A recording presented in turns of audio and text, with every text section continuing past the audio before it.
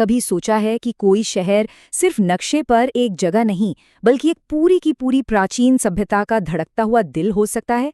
आज हम एक ऐसे ही शहर दरभंगा की कहानी में उतरेंगे। वो जगह जिसे मिथिला की आत्मा कहा जाता है। पता है, इस शहर का नाम ही अपने आप में एक पूरी कहानी है।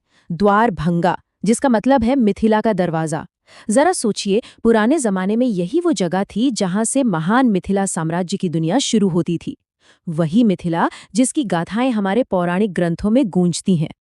तो सवाल तो बनता है ना, कि इस प्राचीन दरवाजे के पीछे आखिर क्या है? चलिए आज साथ मिलकर इस दरवाजे को खोलते हैं और देखते हैं कि दरभंगा ने अपने भीतर इतिहास, संस्कृति और भविष्य के कौन-कौन से खजाने छिपा रखे हैं। तो चलिए सबसे पहले जरा टाइम में पीछे चलते हैं। और जब मैं कह रही हूँ पीछे, तो मतलब बहुत पीछे। दरभंगा की जड़ें इतनी गहरी है ना कि ये हमें सीधा महाकाव्यों के दौर में ले जाती हैं। जी हाँ, बिल्कुल सही समझा। ये वही जमीन है, राजा जनक की भूमि, जहां रामायण की कहानी का एक बहुत ही अहम हिस्सा रचा गया था। तो ये शहर सिर्फ ईंट पत्थर का बना नहीं है, ये तो मानो हमारी पौराणिक विरासत का एक जीता जागता म्यूजियम है। दरभंगा का सफर सदियों लंबा है। पहले तो ये विदेह साम्राज्य का वैदिक सेंटर था, फिर मौर्य आए, सल्तनत का दौर आया, तब ये एक जरूरी एडमिनिस्ट्रेटिव यूनिट बन गया। लेकिन असली कहानी में ट्विस्ट आया दरभंगा राज के आने से। मुगलों और अंग्रेजों के जमाने में इस राजघराने ने तो जैसे दरभंगा की किस्मत ही बदल दी। इसे कला, साहित्य और पढ़ाई लिखाई का एक पावर हाउस बना दिया। और फिर 1875 में इसे ऑफिशियली एक जिले का दर्जा मिल गया। देखिए, इतिहास सिर्फ राजा महाराजाओं की कहानियों से नहीं बनता, जमीन से बनता है, नदियों से बनता है। तो अब जरा देखते हैं कि दरभंगा की मिट्टी में ऐसा क्या खास है जिसने हजारों साल से इस सभ्यता को जिंदा रखा है। दरभंगा की जो खुशहाली है ना, उसका सारा राज गंगा के इन उपजाऊ मैदानों में ही छिपा है। कमला बलान, बागमती, ये नदियां मानो इस जमीन के लिए जान हैं। इन्हीं की वजह से यहाँ की मिट्टी खेती के लिए किसी वरदान से कम नहीं। और सच कहा जाए तो यही जमीन इसकी सदियों पुरानी विरासत की असली बुनियाद है। अच्छा, इतिहास और भूगोल तो हो गया। अब आते हैं उस चीज पर जो दरभंगा की असली आत्मा है, इसकी कल्चर, इसकी संस्कृति। ये वो धड़कन है जो सिर्फ दरभंगा में नहीं, पूरे मिथिला में गूंजती है। दरभंगा की कला के ना तो मजबूत स्तंभ है। एक तरफ है दुनिया भर में मशहूर मिथिला पेंटिंग, जिसे हम मधुबनी आर्ट के नाम से भी जानते हैं। इसकी तो हर लाइन, हर रंग एक कहानी कहता है।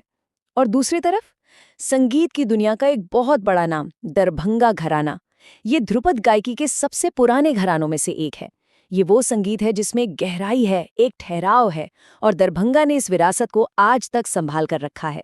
मतलब कला और संगीत दोनों यहाँ की हवा में घुले हुए हैं। कला तो है ही, पर दरभंगा आस्था का भी एक बहुत बड़ा गढ़ है।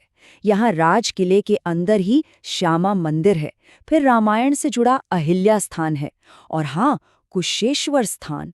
ये जगह तो कमाल है। ये सिर्फ भगवान शिव का तीर्थ नहीं, बल्कि एक खूबसूरत बर्ड सैंक्चुअरी भी है। यहाँ आकर लगता है जैसे आध्यात्म और प्रकृति एक हो गए हों। और भला साहित्य को कैसे भूल सकते हैं? अरे, ये तो महाकवि विद्यापति की जमीन है। वो कवि जिनके शब्दों ने मैथिली भाषा को हमेशा के लिए अमर कर दिया। सच में आज भी यहाँ की फिजा में कविता और साहित्य घुला हुआ सा लगता है। तो इतना शानदार इतिहास, इतनी गहरी संस्कृति। सवाल ये है कि ऐसा शहर आज के ज़माने में भविष्य की तरफ कैसे देख रहा है। चलिए पता करते हैं कि दरभंगा अपनी जड़ों को थामे हुए मॉडर्न ज़माने के साथ कैसे कदम मिला रहा है। यहाँ की इकोनॉमी में ना एक बड़ा बदलाव आ रहा है। खेती तो हमेशा से यहाँ की रीढ़ रही है, पर अब वो सिर्फ चावल गेहूं तक ही नहीं रुकी है। अब फूड प्रोसेसिंग और डेयरी जैसे नए सेक्टर्स भी आगे आ रहे हैं। और दूसरी तरफ जो पारंपरिक हैंडीक्राफ्ट्स थे, उनके साथ साथ अब एजुकेशन और ट्रेड जैसे सर्विस सेक्टर भी इकोनॉमी को एक नई रफ्तार दे रहे हैं। और ये जो मॉडर्नाइजेशन है ना, ये सिर्फ कागजों पर नहीं है, जमीन पर दिख रहा है। 2020 में जो दरभंगा एयरपोर्ट शुरू हुआ, उसने तो इसे पूरे नॉर्थ बिहार का एक जरूरी एविएशन हब बना दिया है। ऊपर से स्मार्ट सिटी मिशन में इसका शामिल होना और NH57 जैसी सड़कों का नेटवर्क, ये सब मिलकर इसे देश के बाकी हिस्सों से और मजबूती से जोड़ रहे हैं। और एक बात, दरभंगा को शिक्षा का शहर भी कहते हैं, और ये कोई नई बात नहीं है। Lalit Narayan Mithila university, Darbhanga medical college, Kameshwar Singh Sanskrit university, ये सारे ऐतिहासिक इंस्टीट्यूशंस आज भी इस शहर को, इस पूरे इलाके की एजुकेशन सिटी बनाए हुए हैं। तो आखिर में हम उसी सवाल पर आकर रुकते हैं कि क्या कोई शहर एक ही वक्त में अपने अतीत का म्यूजियम भी हो सकता है और आने वाले कल का एक मॉडल भी? दरभंगा आज बिल्कुल इसी मोड़ पर खड़ा है। ये हमें सिखा रहा है कि शायद परंपरा और प्रगति साथ साथ चल सकते हैं। ये एक चैलेंज जरूर है, पर हो सकता है यही दरभंगा की सबसे बड़ी ताकत भी हो।